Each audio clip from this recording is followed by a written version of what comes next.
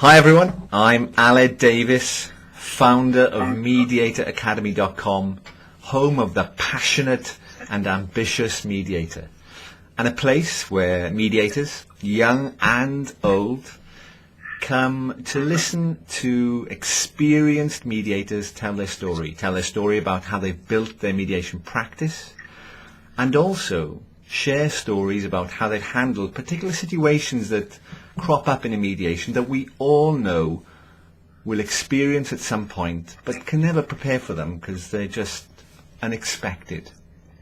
And I love listening to these stories. I find them motivating, I find them inspiring, and because they're packed full of strategies and tools, it helps me learn from them. So when I'm faced with a particular situation, then I know how to handle them. And I hope you'll find them as useful as I do. And then I hope that you go away and put what you've learned into practice, and maybe then you'll come back here and share your success story with my audience. So my big question for today's interview is this: how do you take your mediation skills and apply them successfully in another context, not just to make a difference, but also to create a sustainable business? This is what today's guest is doing. Known as the Corporate Peacemaker, she first trained as a commercial mediator with CEDR back in 1996 and is one of the UK's leading mediators. She has over 12 years experience and has mediated a wide variety of disputes, including business, partnership, employment, property and construction, personal injury, and clinical negligence, including trusts and family disputes. She's an international speaker and has transferred her mediation skills and knowledge to help organizations reduce the human and financial cost of conflict. She's the author of, now let me get this straight, How to Beat Bedlam in the Boardroom and Boredom in the Bedroom. Let me try that again. How to Beat Bedlam in the Boardroom and Boredom in the Bedroom. I get that right, Jane? You did, yes. Okay. This is a life-changing guide to happiness at work and at home, which, by the way, it isn't a sex manual, contrary to popular belief, but is a guide to help you improve your personal and professional relationships. Jane Gunn, welcome. Hi, Alan. I knew you'd find that tongue twister difficult first thing in the morning. It is a tongue twister. It's a great tongue twister, and by the way, a great book. And thank you for sending me a signed copy. I really appreciate that. Oh, my pleasure. And Jane, we did a pre-interview, and you were telling me about possible trip to Romania. And whenever I speak to you, you're either on your way to some exotic destination, Russia, training out there, or you've just come back from Italy, heading off to Romania. Is that the life of a mediator? It's the life I've chosen as a mediator, Alid, and it's one of the things in designing because I think you want to talk to me about designing your own business around mediation skills, and one of the things I decided, way back over 12 years ago was that I would quite like to travel as part of my business, so it's been an intention and something I've made happen. So there we go. I enjoy it. So tell me, where have you been recently and why? Where have I been recently? I was in Portugal in January, speaking at a mediation convention there. I have been then to speak in Milan, in Italy, where I was speaking at a conference on transformative mediation about workplace mediation. I went from there to Slovenia to attend actually a training. So one of the things I still do is attend training courses to top up my own skills and learn new things. So I went to Slovenia, and then I was due to fly to Romania. That's postponed at the moment, and not sure where next. Oh yes, I'm off to Amsterdam and Paris later in the year. Something you just said a moment ago about keeping your skills up to date and keeping your knowledge, staying ahead of the curve. And I know you attribute a lot of importance to your own development. You invest a lot. in your own development. And I think that's a characteristic of an effective mediator. Why do you still go on mediation courses? Well, I see mediation as a journey, Alid, not as a destination. And for me, it's a lifelong journey. And one of the reasons I'm so excited and passionate about being a mediator is that there is so much to learn. You do the basic 5 days core skills and you think, wow, that blew my mind, or it did for me. But then you realize that's not the half of it. It's not even 10% of it. There is so much to learn about ourselves as mediators, not least, but also, why people do what they do, why they behave as they do. There's lots of stuff around psychology. There's so much to learn. I mean, I'm such a fan of Amazon that they're always knocking on the door with a new brown parcel for me. Books and courses are it, really. I just think I have a thirst for knowledge that will add to my portfolio of skills and knowledge as a mediator. Yeah. I mean, it's interesting you say that. I see it in much the same way. I do see it as a continual journey, and I think there's a Buddhist saying. I don't know if I got this right. But it's approaching everything with a beginner's mind. Oh, absolutely. I mean, I never think, gosh, I know, and even I know it all. But even as a trainer, I would just love training people because I learn so much from them. They think they're learning from me. I'm learning from them because you just learn from everything. And if you've got that mindset, then everything is an opportunity to learn something new about something, if not about yourself, really. Yeah. Which is a mystery, isn't it? We're all a mystery to ourselves. and for me, the thing about, you're talking about it being a journey and there's so much to learn as a mediator. And the bit I struggle with, and one of the things that's sort of motivated me to create Mediator Academy, is I still struggle to see how in the space of 5 days there's an expectation that someone can train to become a mediator and are let loose in the world. Yeah. And I struggle with that, knowing that you trained back in 1996, that is 14, 15, lots of years ago. My maths is terrible.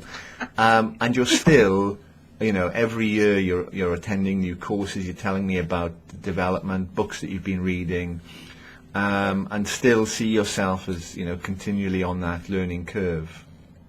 Oh, absolutely. Yeah. And and I think that's what spurred me on to do this. I think there's so much that people can learn from experienced mediators and books and courses and so on.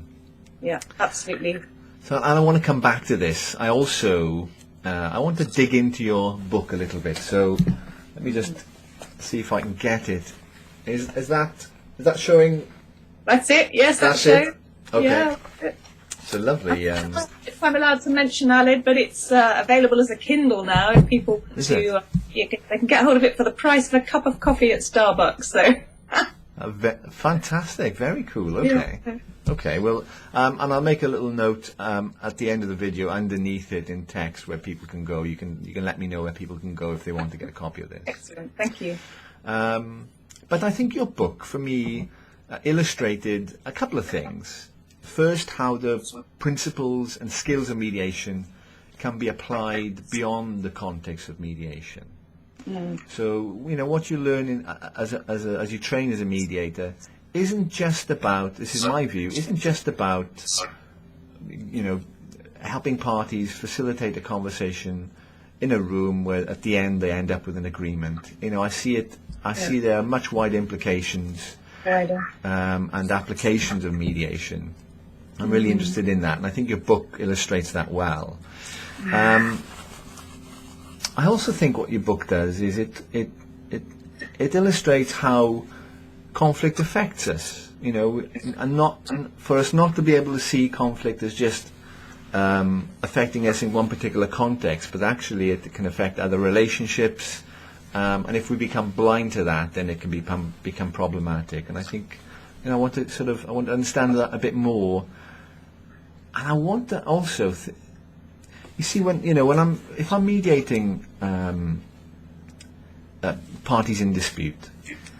One of the difficulties that I find myself in is wanting to help parties see how the conflict is affecting them beyond, the conversation that they're having with the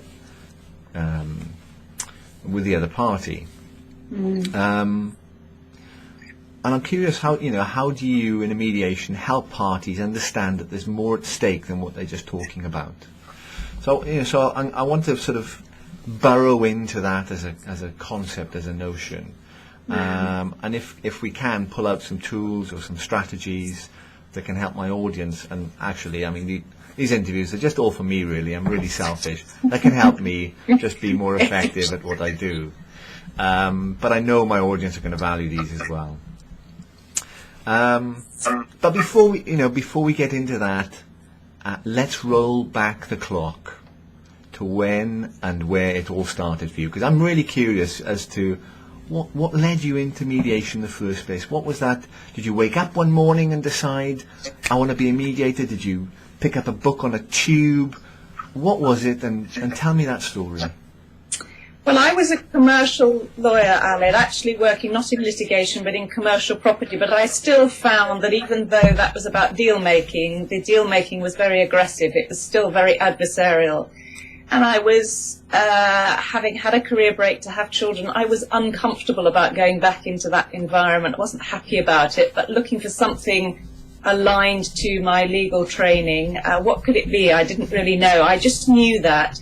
I'd also taken part in an inquiry. People may know about Professor Charles Handy, who was one of the business gurus, written a number of books, and I knew him. I'd had breakfast with him. I took part in this inquiry called Tomorrow's Company, which said the adversarial approach to relationships is one of the key things that holds us back in our businesses and in society. So I had that at the back of my mind, thinking, what could I do with that piece of information that would take me on a different road, a different journey? And then, quite by chance, I read in the Association of Women Solicitors newsletter a little article which said, call for women mediators. And literally saying, there aren't enough women ought to be coming forward and training as commercial mediators. There are very few, and there still are very few who have made a full-time career out of it. Mostly, if you go to a mediation event, 20% women, 80% men, at the level that we're at, practicing commercial mediators. Why is that? So I answered that call, went on the training course with CEDR, and, at that time they said, and mediation trainers will still say to you, don't give up the day job, there isn't enough work. So what did I do? Gave up the day job and said, this is for me, this is what I want to do, I'm going to make it work. Wow. So, so it sounds like then having children was the change. Oh, well, it was, yeah. You see so much conflict, don't you, with children? Which is kind of interesting. I remember the time when I didn't have children, the time when I had children. That's had a big impact on my outlook on life, my priorities, my values. Something to be said about that, I think. So it's partly a values-led decision, and it's partly a lifestyle-led decision. And thinking I wanted to have a more flexible career where I could choose how I worked, spend time with my children, spend time traveling abroad if I wanted to. So it was kind of designing my own lifestyle around a set of values and something that I was passionate about.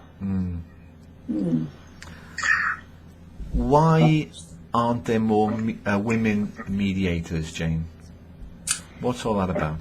Don't really know. I mean, I was sitting with David Richbell, a colleague of ours, at an event, and he was doing a mathematical thing the other day, and I said, what are you doing? He said, I'm adding up how many women are here.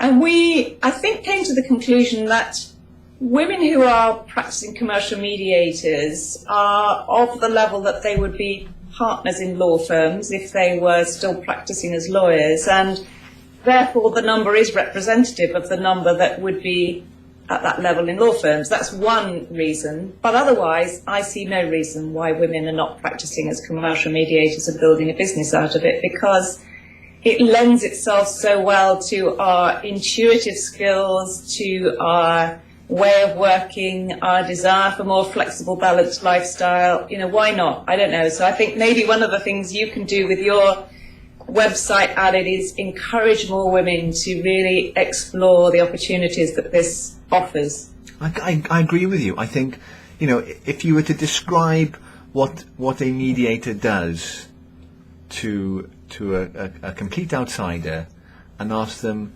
who do you think would be more effective in that role?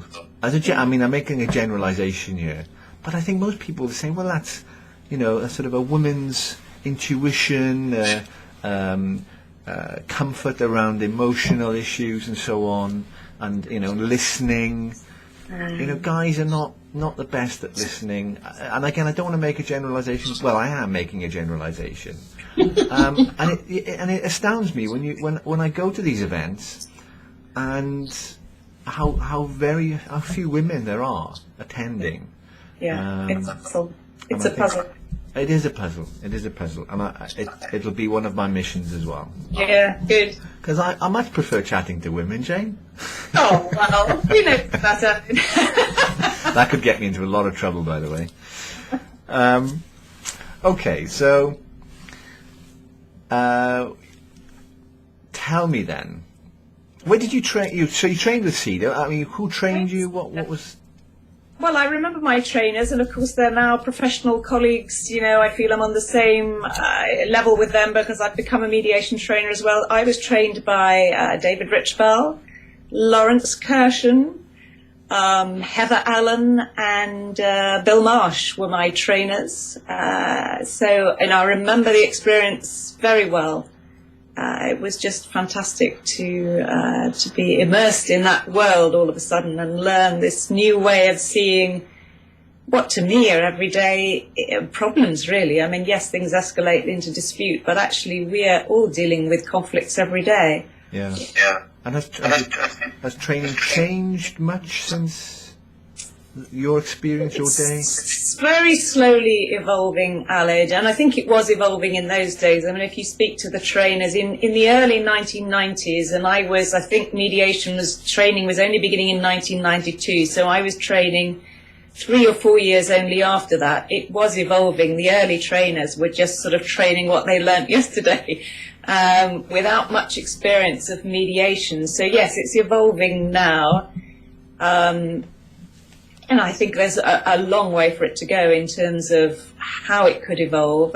Just going back to the fact that I've been on another training course which looks at a completely different way of viewing a mediation, and yet I'd got stuck in one particular way of seeing mediation, and now I begin to say that, there's lots of different ways that you could mediate, lots of different ways that you can apply your skills. It doesn't have to be just the one way that you were trained in. Okay, and you're talking about the transformative mediation, right?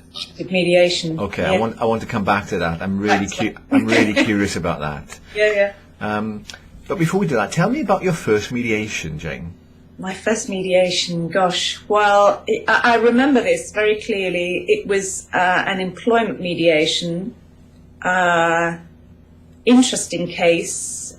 Somebody who'd worked for an employer for many, many years, reached the end of their working life. Then the management team had changed. So all of a sudden, everything for this guy in the last few years of his working life had changed, didn't get on with the new management team, ended up with a dispute. And all he really wanted to do was to work out his last few years with his employer and get his pension. But he'd ended up in this problem. And the thing I really learnt from that mediation is that there are more parties to a mediation than appear at the table, because we ended up with the framework of a deal, and then the party said, I can't sign this because my wife won't let me, my friends, my colleagues won't agree that I should sign this piece of paper. He in his heart wanted to sign up to the deal, but he had other colleagues who didn't. So there are always more parties behind the table or under the table or whatever you like to think, who are influencing what goes on at the table, and that was a real lesson to me. How did you handle that? What did you do in the moment? gosh, it's such a long time ago, Alid, I don't remember, but I think you come back to trying to think, what outcome does he really want? What's he really looking for personally? And beginning to look a little bit, what does the future look like if you go down path A or if you go down path B? Yeah. So one of the things we do as mediators is help people to take a glimpse into the future and say, well, how do you want it to look? What might it look like in 5 years or even 10 years' time if you choose this path or if you choose that path? Okay. And one of the areas I'm working in quite a lot at the moment is family businesses. And one of the issues for family businesses is that the history of the conflict will be part of the family forever. So bearing that in mind, what legacy do you want to leave of how you dealt with this issue, this conflict? What legacy do you want to leave for the rest of your life, for the rest of the family's history of how you dealt with that? Because that will be passed on in history. So that's an interesting thought to leave people with. That is a very interesting thought.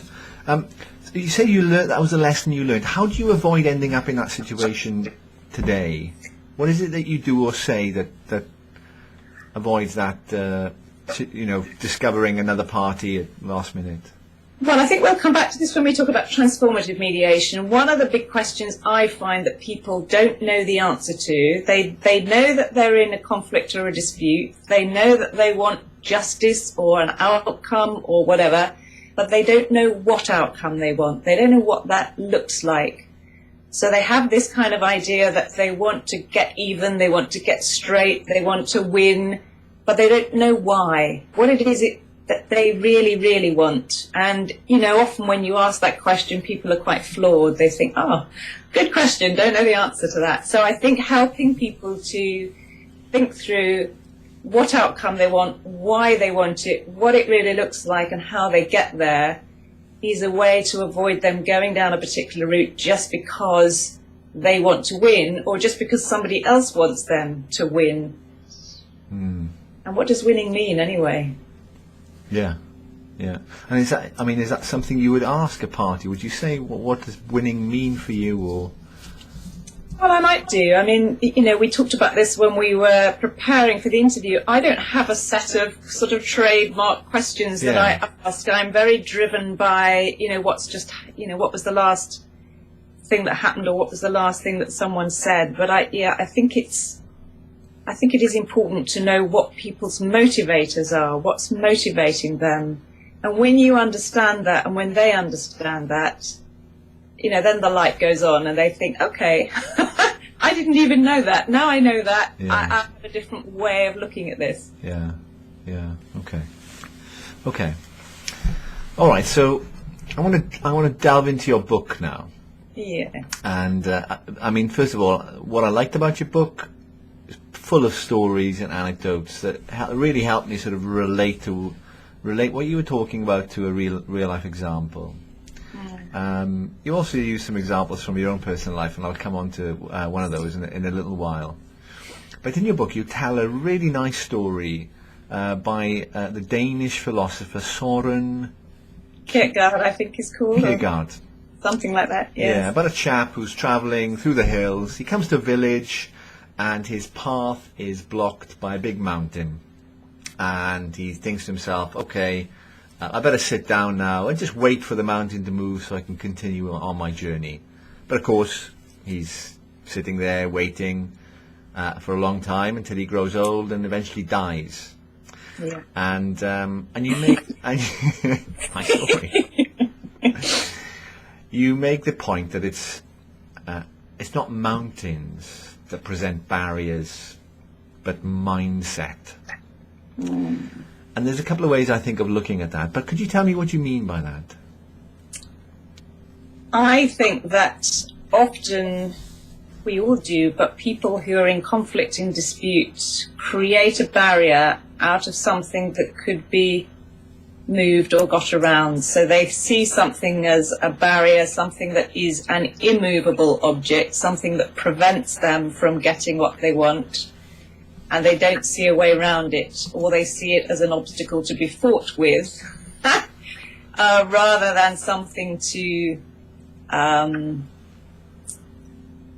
if we go on to the other thing, we're talking about mindsets. I think sometimes it's about how you see something. Do you see it as a problem? So if I go back to the book, I'm saying conflict is a good thing. I don't think conflict is a bad thing. We see it as, do you see it as a problem, or do you see it as an opportunity? I see conflict, provided you're dealing with it with the right mindset, as an opportunity to transform a situation into something even better than it was before. And that's a mindset thing. So do you see it as, okay, this person or this situation is standing in the way of what I wanted, therefore I will fight to get what I wanted regardless? Or do you say, okay, this is an opportunity to see what else this situation can bring for me? Yeah. I don't know and about then look at it that way. I don't know about you, but from my experience, I find when people arrive at a mediation, they're in a very particular mindset. Yep. And generally speaking, their mindset isn't one of, isn't abundant with a generosity of spirit. It's very much about, what, attributing blame and about what, what matters to them, what's important to them. Well, not necessarily what matters and what's important, but they have a fixed idea about what the problem is and who's responsible for creating that and what the solution needs to be. How do you and I'm not expecting a stock answer here, but I'm interested in a kind of this unpacking this. How do you take someone who arrives in that kind of mindset and take them on a journey where despite the mountains that they encounter on their path, they can change their mindset and begin to, ascend and descend these various mountains that occur in a mediation, to extend the metaphor. How do you do that? Well, people come into a mediation in a very adversarial mindset. That's the way that they have prepared for the day, and probably prepared with a team of lawyers for the day as well. So they're in that mindset. And being in an adversarial mindset creates a particular physiology as well. I mean, it affects how your mind is working. You're very much in a fight or flight mode of behavior. You're very defensive. You're producing quite a lot of adrenaline out of fear or, uncertainty about the day. Whereas I'm trying to get people into a collaborative mindset, which creates a different kind of physiology, which is more open mind, a more relaxed attitude. So it's partly about who I am, and that's why I think a lot of mediation development is understanding who you are. There's a brilliant book called Bringing Peace into the Room, and I think that's my job as a mediator, is to set the tone and the atmosphere for mediation, and trying to get people to feel more relaxed at the beginning of the day. So that's about me being not a booted and suited mediator who's about to run a formal process, but a human being who's about to have a conversation with them. It's a different approach, really. And I think some mediators do approach mediation as very akin to an arbitration or a litigation hearing. They are sitting in the chair at the top of the table and they're running a very formal process. But I'm wanting to create a much more informal atmosphere where people feel that they have come to have a dialogue, conversation, and that's what it's about. It's about human beings meeting around the table, not about adversaries fighting out. So that's just the beginning. I mean, I think it then depends on how you have the conversation.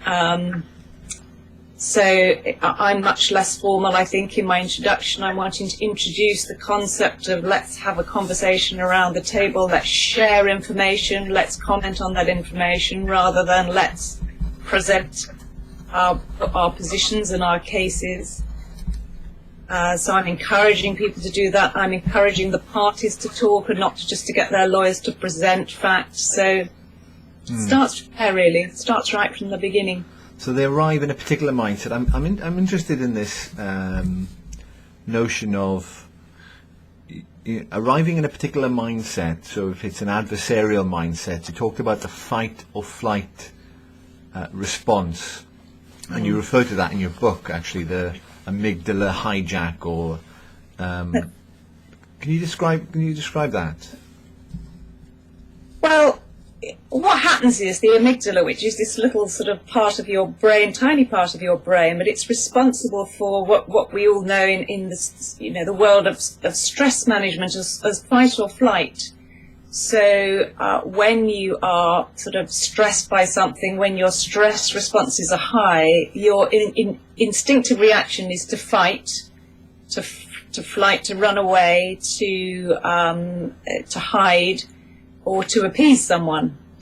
And the behaviour we see most often in mediations is literally the fight or flight, so that you get this very aggressive, wanting to win at all costs behaviour, very defensive, or you get people wanting to walk out of mediation. So they often get to a stage where they feel, that's it, I'm off. And that would happen in many, many mediations, that people put on their coats and say, like, it can be a strategy.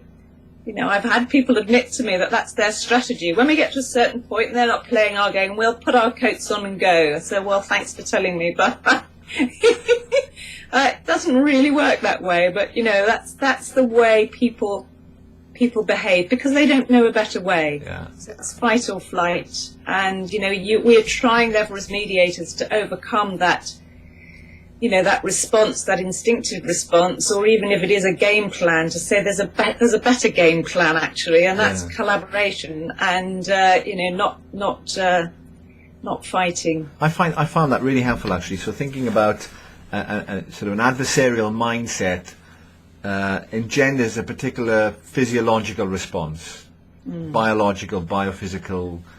And a lot of people talk about closed body language. But I've been in mediations where the parties, they're talking to each other, but through me. So their body language, they're turned.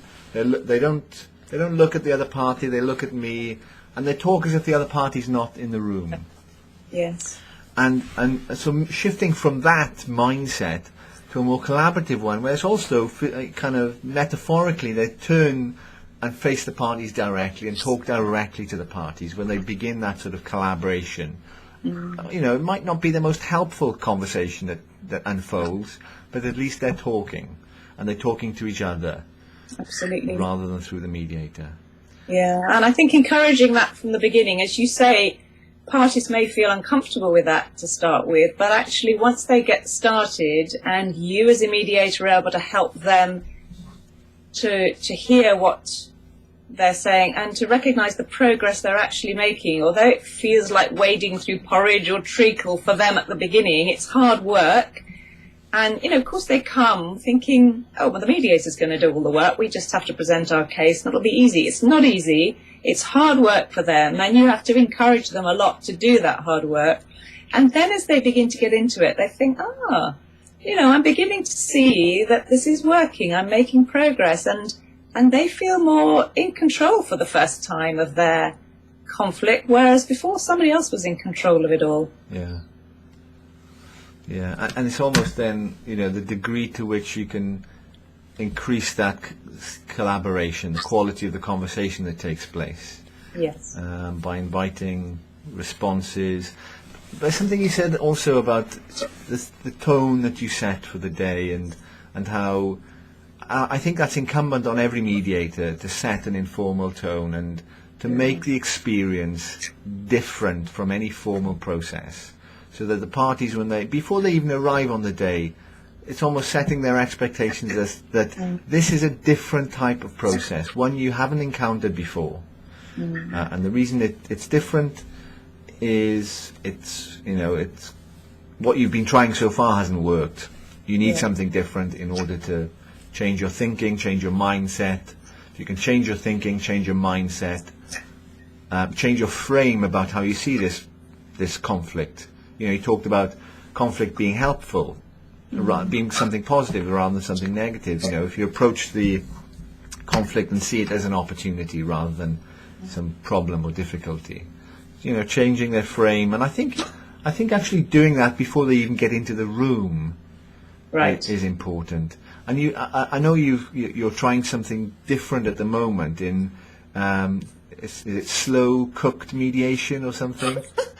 Yes, and I was inspired by the Italian slow food movement, and I thought, well, what about slow mediation? One of the things I am finding with the kind of mediations I deal with, which tend to be complex, highly emotive mediations, is that trying to cram it all into a day doesn't always work. You know, people get tired, they get burnt out, you know, they become cranky. Why do we have to do it all in 12 hours or whatever? Why couldn't we do it in smaller bites and make it more effective for people? So I found that if we set up the collaborative mindset and approach, giving people time to reflect on the way through is a good thing, not a bad thing.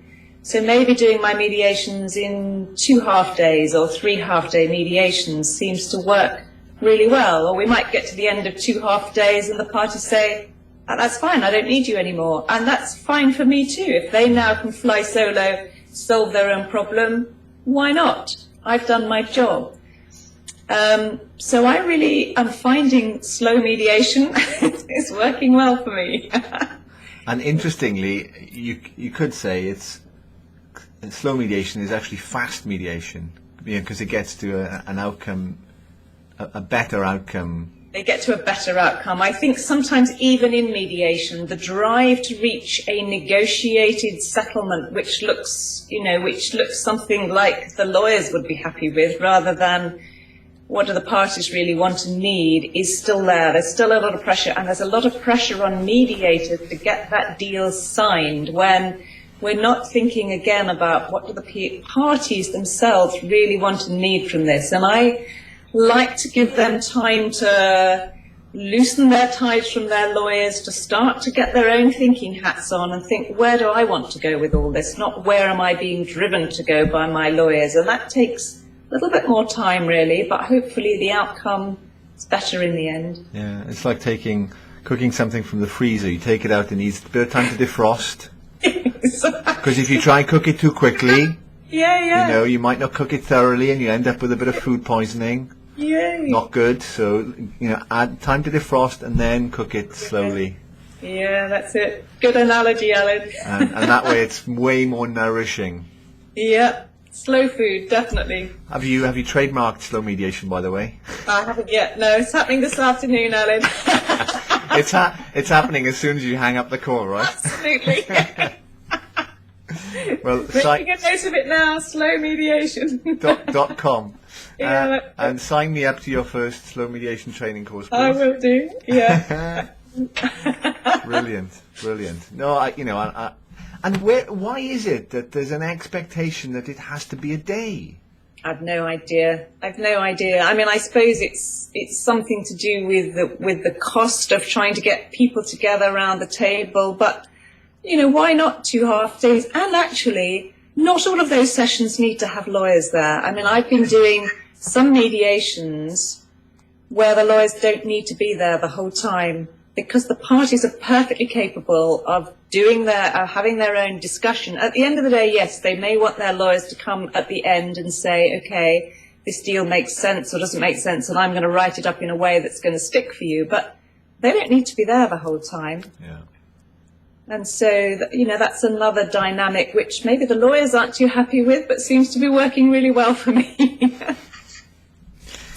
I mean, lawyers are getting a lot of mentions, actually, not just in this interview, but I had the pleasure of interviewing your good colleague and friend David Richbell, and we talked about his paper on non-lawyer mediators versus lawyer mediators, and the non-rise of non-lawyer mediators, and the general sense that lawyers don't make effective or are less effective at mediating because of their conditioning, their almost their natural tendency to want to win, their adversarial training. Very difficult to see things through a different frame of mind. I mean, you're a lawyer. And by the way, you're an exception to the norm, I might just add. Well, but what's your take on that? Well, I think as lawyers, we are trained, we're very left brain. We're trained to be problem solvers. We want to, we see things in a very black and white way. And I certainly did. That's how I was trained, and trained to make copious notes and record everything. So I think, again, that is just a mindset. It's recognizing that's just a way we've been trained or conditioned to think. Very difficult for lawyers in mediation, and even those, by the way, who have gone through mediation training still find it difficult in a mediation situation to step outside that role. I think they feel they're fulfilling an expectation and a need that the client has of them, so they have that mindset as well. Maybe that's an assumption, maybe they haven't tested that out, but they think that's what the client wants them to do, to behave in that way. So they find it quite hard to move beyond that. And, I think some mediators who have been lawyers are still in that mindset of wanting to problem solve, wanting to find the solution really quickly, and driving towards solving the problem and seeing the solution, and driving towards their own perceived solution, which is also a problem. They might get to something, but maybe it isn't the best outcome for the parties. How do we know? How do we know what might be the best outcome for the parties? Who am I to decide? Haven't a clue. Indeed. Yeah. Okay. So, thinking about mediation being this kind of different experience, and being able to, as a mediator, I think it's important that we set it apart from other processes. Whether you're a lawyer or a quantity surveyor or a doctor or a pilot, irrespective of your background, I think as a process, I think it's I hold it as a sacred process, a really important process to treasure and protect. And not make sure it's not contaminated by other formal processes, because I think a lot of special things happen in mediation. One of the special things that I've seen, I've experienced happening in a mediation, is how it not just brings people together, but how it can break down barriers. Break down barriers, all sorts of barriers. Barriers of race, culture, gender, age, class, status. I think it's really, really effective. And you mentioned it earlier, actually. Almost humanizing the conversation, having a human conversation from one human being to the other, stripping away everything else, and just having I think when you were talking about transformative mediation, you made that, and I'm going to be coming back to that, by the way. But I think breaking down those barriers, mediation can achieve that. And in your book, another thing I like what you talked about in terms of, you talked about the thin veneer of sociability. Yeah. And the different levels on which people communicate. Yes. Can you say a bit more about that, Jane? Well, the thin veneer of sociability I see is something that happens to all of us. We are smiling on the outside, but we're thinking something else on the inside. So we're being smiley and chatty to people, but already there's a conflict going on in our head, and we're not telling someone else that we're unhappy. So for me, conflict starts, if you go back to the beginning, as a very small thing, a feeling of unhappiness with someone or something else about something, which can be quite small, but because we don't address it at that stage, we keep up this veneer of sociability because we want to be liked and loved by people. We don't want to upset them. We don't say, or we say something to someone else, but we don't say to the person that we're unhappy with. So then we let it escalate, and we start behaving in different ways towards them. So that's the thin veneer of sociability. And part of the reason we do that also is that we are not used to communicating on a really deep level. Of course, we don't want to do that all the time and with the milkman, and, we don't have deep and meaningful D&Ms, deep and meaningful conversations with everyone all the time. But there are times when going to another level of communication would be better for us than sticking with this veneer. So, when you're communicating with someone at a cliche level, you're really only talking about, frivolous things like the weather and, the sort of things we all start conversation with or we do at a networking meeting. But we're not really talking about what really matters to us. And the next level would probably then be sort of sharing facts and details about our life. So we're getting a little bit more into detail there. Then beyond that, we might share sort of thoughts and feelings and so on. But we don't really get to a level where we're being totally honest about what we think and what we feel. And of course, as I say, it's not always appropriate, but many conflicts are arising and not being resolved because people haven't found a way to say those things because they're afraid of the response that they'll get. They're afraid that will completely change the relationship, and they don't know how to have those difficult conversations, how to say that difficult thing in a way that won't create a defensive or angry response in the other person. So they don't say it at all. Yeah. And I think that's one of the things we're doing therefore in mediation, is being there as a sort of buffer, able to help them have those conversations, and in a way where, they're not necessarily going to be provoking a defensive response, or if they do, I say that with hesitation because I have had to stand between parties who wanted to knock each other's heads off.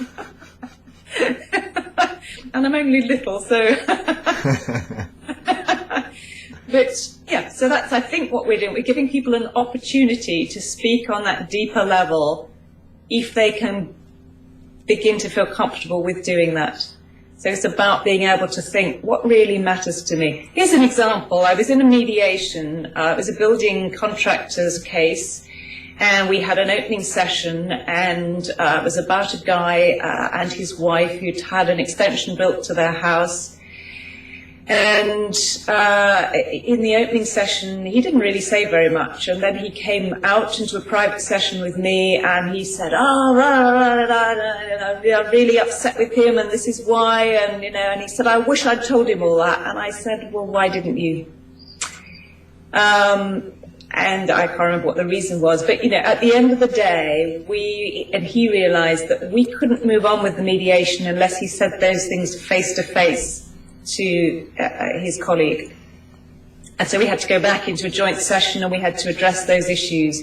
And that was the turning point of the mediation, to be able to say, look, this is how I feel, and this is why I feel like this, and this is what has happened to me, and how do you react to that?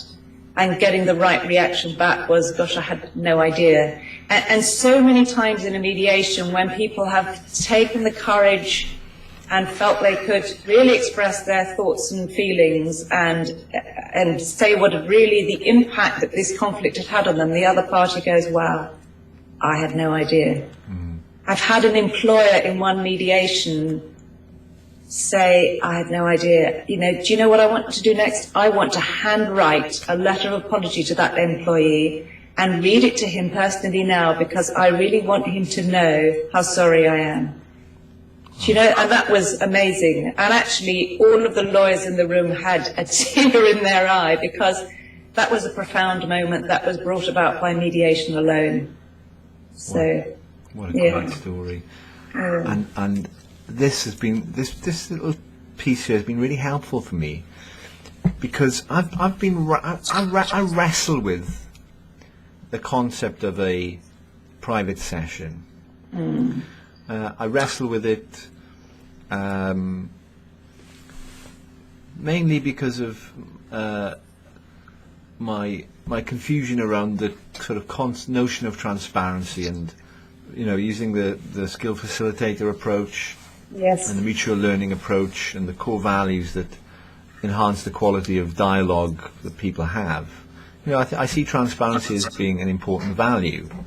And I find it conflicts with the idea of having caucusing or private sessions. But what you've just described to me there has really helped me see it differently, because I know when if it's a mediation, if it's a meeting, if I'm meeting someone new for the first time, I start the conversation at the cliche level.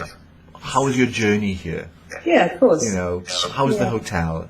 Yeah. And as you get to know someone and they get to know you and you develop that trust, you know, the conversation then, you know, you reach a point where you both know, well, let's just take a little risk and let's take the conversation a bit further about your family, your background, your history, whatever.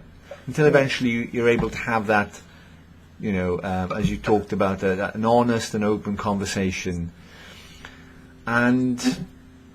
But without, you see, that the example that you gave was someone just finding it really difficult or unable to move beyond that cliche conversation with the other party in the room, either because, or for whatever reason, but because of the being able to have the mechanism of a private meeting and a mediation, being able to have that time with you to say, you know what, here's what I'd like to say to them, or this is what I need to tell them.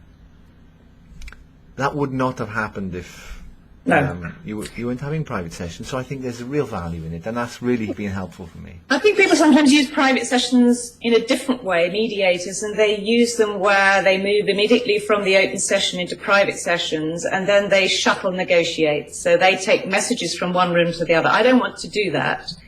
But I see the private session as an opportunity for people to, maybe they want to rehearse what they want to say, maybe they want to get clear about what they want to say, maybe they just need some time to offload and think, and then they can, you know, like this guy, to go back into the main session and say, okay, now I know what I want to say and I know how I want to say it. Yeah.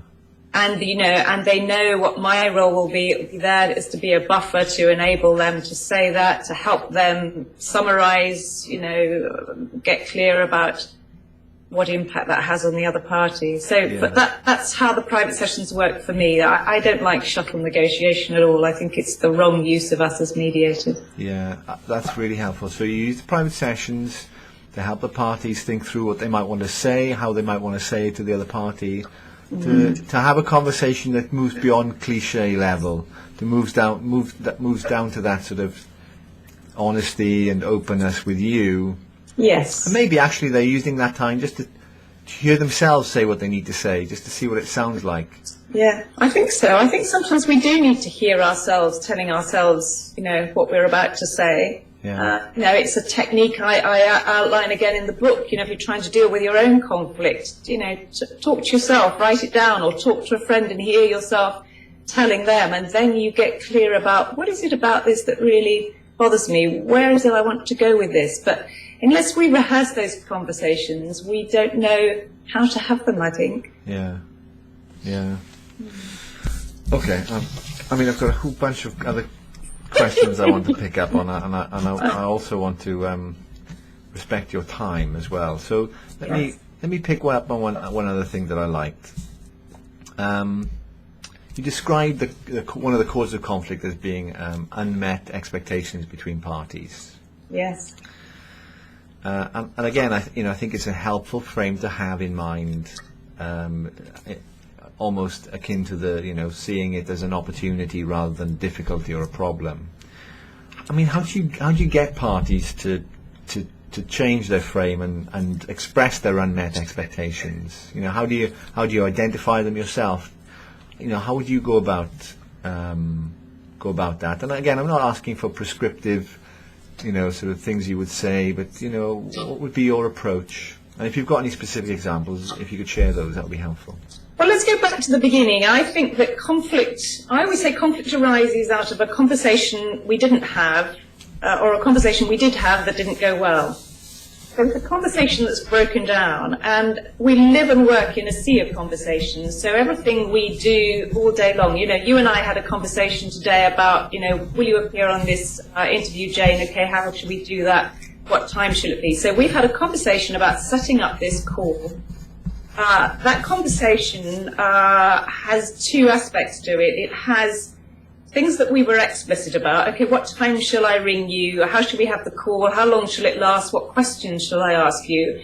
And then we have things that are implicit. They're implied. So, what will the tone of the conversation be?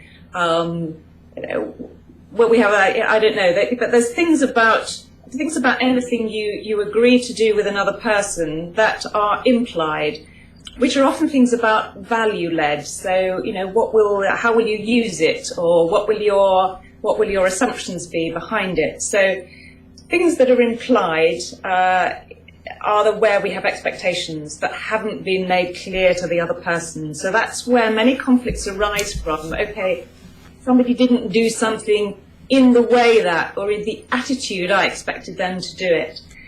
And those are, again, the things that we found hard to say to someone. So if you take an example of an employment mediation that I did, where the parties' relationship has broken down, it's not because they've necessarily broken the contract of employment, but it's because the way in which they were fulfilling that, the attitude with which they were doing that, was not what was expected.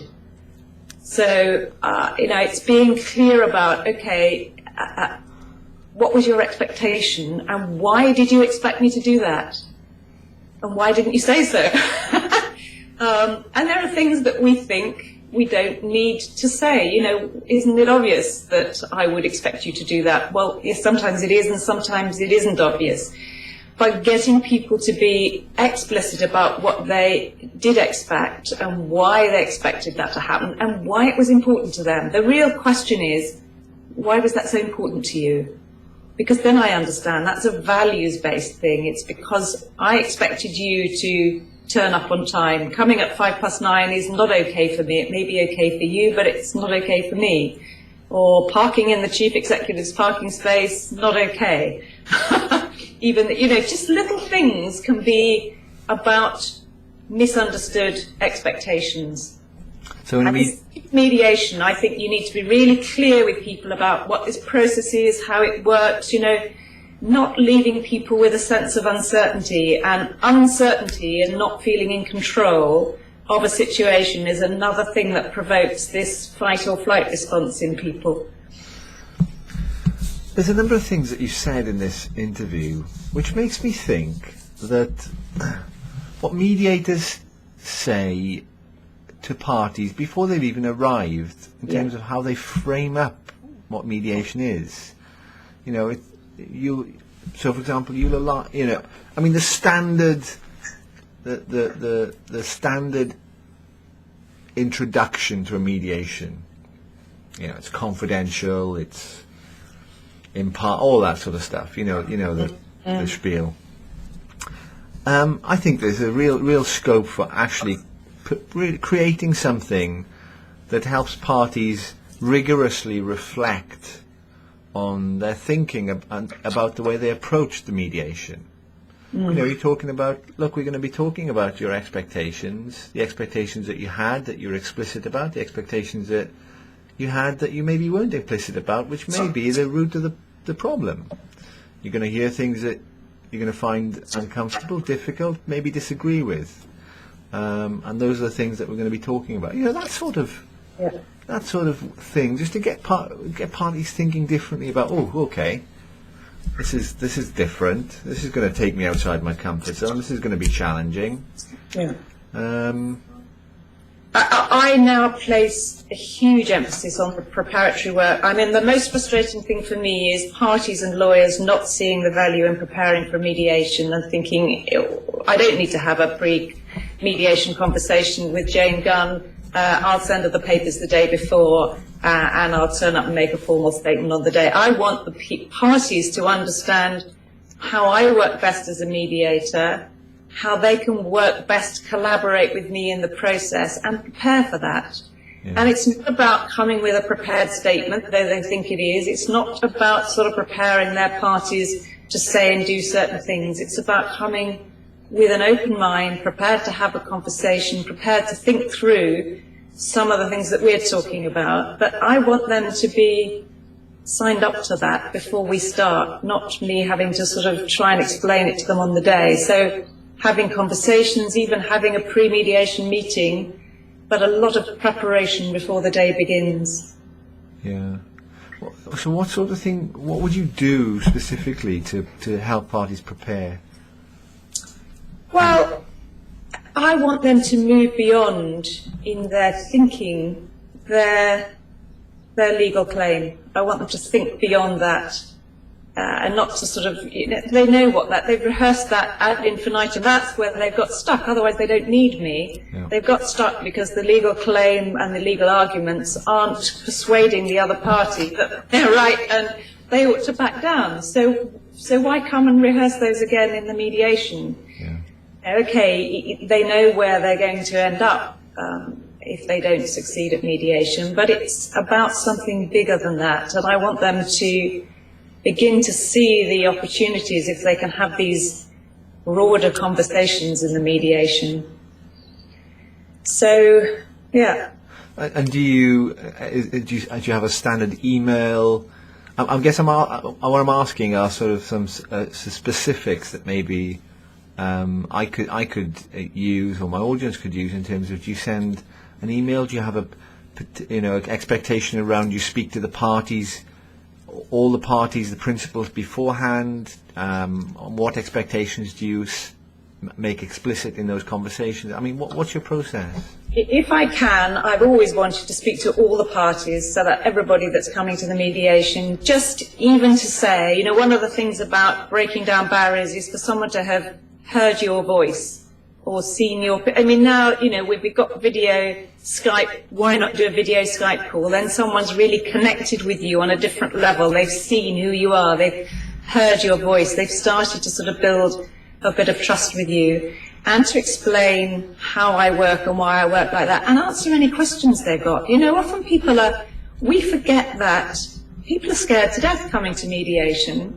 They want to feel comfortable. What can I do to make them feel comfortable? What questions can I answer before they come that would help them? And I've started doing a little information sheet for parties, which is very much explaining in very plain language, that this is a conversation about how to approach it, rather than just sending out a mediation agreement with all the clauses in it. Yes, yeah. But confidentiality, that's not the main point. Yeah. Okay. So one of the things that I wanted to talk to you about was your trip to, was it Slovenia, for the transformative mediation? Veneer, yes. About 2 or 3 years ago, I saw Joseph Folger, is it? Joseph Folger, One of the founders of transformative mediation. I saw he gave a talk in London, and very interesting. I mean, for my audience who've never heard of transformative mediation, who have vaguely heard of it, what is it? How is it different from maybe the types of mediation that they're familiar with? It's interesting because, going back to earlier in the year, there was quite a heated discussion between some mediators about transformative mediation, and many mediators feel strongly against it, but I don't think they understand what it is. There's a sense in which I think some people believe that we are acting as some kind of psychoanalyst trying to transform the parties. So that's to dispel that myth. Transformative mediation is not about transforming parties at all. It's much more about looking at conflict as being a sense in which the interaction between the parties has become dysfunctional, it's broken down. And so therefore what we're aiming to do as mediators is help the parties to transform their interaction, their conversation, from being destructive to being instructive, and helping them to be able to therefore solve their own problems. So it's based on the premise that actually parties have the skills and tools to resolve their own problems, if only we could help them to do that, and that they do want to grow and learn as people. It won't apply to everybody, but it applies to most people. The majority of mediations can be approached in this way. And the thinking is that when people are in conflict and their interaction has broken down, become dysfunctional, they are operating from, and therefore conversing from, a situation of weakness. So they are being defensive and all of those kind of reactions, and also very self-absorbed. So they are in a little bubble, looking only at their own world. They're not looking out to the other party. They're not reaching out to the other party. They're not hearing what the other party says, understanding where they're coming from. They're in their own bubble, and that's where they're staying. And so the idea is to transform parties by helping them to feel empowered and recognized. So empowering them to feel that they can articulate what they want and need, and recognizing, so both helping them to feel recognized, but helping them also to recognize, to reach out and recognize where the other party is coming from. And those things we can do by focusing on the conversation itself. So it's a micro focus. Instead of focusing on the problem and what are the options for solving it, we're focusing on the interaction between the parties and where is that going wrong, and how could we help them to feel more empowered and feel more recognized, so to have their needs and interests recognized. And is the assumption then that if you can do that, they can solve their own problem? It is, and they do, yes. And so we did, and interestingly enough, we did a number of role plays in the training, one of which we role played a complex mediation with parties and lawyers to see, how would that work. And it works very well in that situation too. Time for green tea. Green tea. Yeah, because I'm interested in how it would. I'd be really interested to see a role play or a real mediation where the transformative mediation, the philosophy is applied. The interesting thing is that almost immediately the parties stop engaging with the mediator. The mediator is there to reflect back to them what their conversation is achieving, but they immediately start addressing each other. So the mediator is almost able to pull his or her chair back and just to observe the conversation and to reflect back how that's going and help the parties to get clear about where do they want that to go. Yeah. I'm losing my voice now. No, that's so. And again, I think it's consistent with something that you talked about earlier, in terms of wanting to shift parties into a more of a collaborative frame of mind. And for me, if they're more collaborative, then they're talking directly with each other. The extent to which that conversation is helpful, I suppose, in transformative mediation, any conversation is helpful, yes, irrespective of what's being said. One of the fears that lawyers and mediators have of transformative mediation is that in the beginning people are just letting rip, that they say whatever they want and need to say, and that may be destructive. And you have to have the confidence to know that they will quickly move beyond that if you'll only let them get through that stage. But there's a sense in which we've been trained in the problem-solving method to feel that we should be in control of the process and that we should have ground rules which manage parties' behaviour, and that unless we do that, they'll behave badly and we won't be able to stop them. But the transformative mediation trusts the parties with the process as well as the content and says, let us facilitate that, but you decide where you're going next. And sometimes the conversations go round in loops, so you might think we're having this conversation again, but they will be having it again, but they'll be having it now in a more constructive way than they had it last time. And then the third loop might be more constructive than it was before. So it's very akin to my slow mediation. It goes more slowly and it goes in loops, but the parties are taking themselves on their own journey, and part of the point about it is they're learning as they go. And the key thing in transformative mediation you're helping the parties to do is to get clear. They need to get clear about what the problem really is, where they really want to go with it, and how they want to do that. And so that process is all helping them to get clear. You can have private meetings similarly in transformative mediation for the same kind of purpose that I have them in my mediations, which is helping people get clear, about how they want to have the conversation, how they want to be more collaborative, how could they do that. I'm listening to you. I could listen to you for a long time actually talk about transformative, and there's a little part of me that has a little regret that I didn't focus the entire interview on this, because I think it's really interesting, and maybe at some point in the future, do another one perhaps. When you've applied the transformative and you've created this slow cook mediation, and road tested it, you could come back and talk about it, because I think there's something of real value in that on a number of levels. I think, to really bring the focus of a commercial mediation back to the people and humanizing it. Not that I think that the commercial mediation process isn't aimed at doing that, but I think it's very much espoused. This is what we say we do, but I don't think many commercial mediators would do that and really focus on the human connection and establishing that, understanding, recognition, acknowledgement. These are my assumptions I'm making. I could be completely off, but I get a sense from speaking to other people that, it's the process is being diluted and it's become more of a problem solving model, and moving away from maybe the core values of self-determination, empowerment, and I really think there's scope for coming up with something new, not necessarily new, but just a way that is consistent with the values of mediation. It doesn't detract from the intention of creating this process of dialogue and the value that you can get from it. So I'm going to be really interested in where you take this and how you take it forward and the experiences that you have.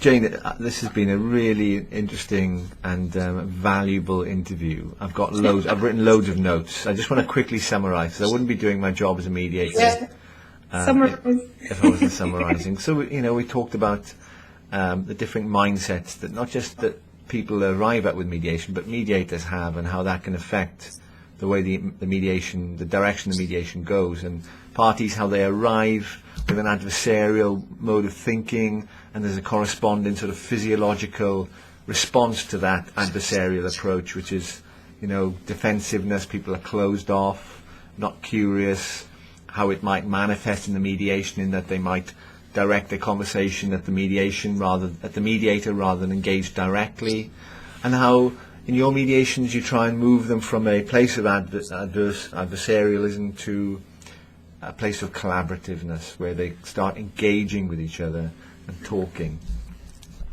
And one of the ways you do that, you achieve that, is by creating at the beginning an environment and an atmosphere that is informal, that gives people the space to talk about what they need to say, that encourages parties to stay together and talk directly, rather than using the private sessions to shuttle mediation, to shuttle offers back and forth, to shuttle messages back and forth. But what you also said was how you use private sessions effectively, relating it back to this notion of what's the mindset, the cliche? About the cliche through to honest and open. Is that the thing? Yeah, it was Lack of communication. Was that it? Veneer of sociability. Thin veneer of sociability. Yes. Kind of that veneer of sociability, thin veneer of sociability, and using private sessions to help parties move from that cliche conversation, maybe testing out what they want to say, or expressing to you as a mediator, this is what I'd really want to say to them, and then you helping them go, well, let's see what that might sound like. Let's test it out in the safety of this private meeting. Say what you'd like to say and see what it feels like, what it sounds like, and using private meetings to help people with their thinking, so that they can be resourceful when they're sitting face to face with a former colleague or someone that they're in having trouble with, difficulties with. And then you introduced this concept of the slow cooked. I introduced the concept of the slow cooked mediation. Your .co.uk, slow mediation. And how actually having time to reflect in between conversations is really helpful, rather than trying to cram it into one day and almost set some unrealistic expectations about what people can achieve. And I imagine trying to cram something in one day as well, people might feel rushed and might, I don't know, And I think as I'm talking to you now, I think maybe one of the difficulties that mediators feel when they try and direct a mediation is they feel some sense of obligation to come to an outcome in the course of a business day, and that they wouldn't be adding value or doing their job. And I think there's a conflict of interest between setting an expectation that mediations are conducted in one day, rather than they'll take as long as they take. I know there's a commercial reality whereby people's availability and so on, but I don't know. Why should that dictate what goes on? I don't know. So I agree. Yes.